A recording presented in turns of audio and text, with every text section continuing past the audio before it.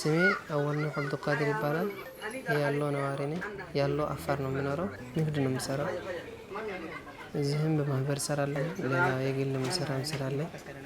ስንደራጅ ያው 10 ሰው ሆነን ነው። ከጦርነት በፊት ነበር የጀመርነው። እዛ በራሳችን ባወጣ ነው። ሁሉም ተበላሸብን ስራው። እቃዎቻችንን ተሰራረቀ። ፍሪጅም ነበረን። ምንም እቃ አልቀረልንም።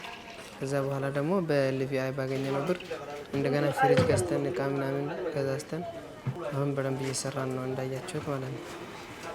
አዎ ስልጠና ወስደናል። አዎ የ5 ቀን ምርጥ ስልጠና ወስደን ስልጠና በጣም አሪፍ ነበር። በቃ ብር ገቢ ወጪያችንን እንዴት እንደምናከሳራ ከየት በኩል እንደሚደርስብን ምንም አናውቅም ነበር። ዝም ብለን ነበር የምንሰራው።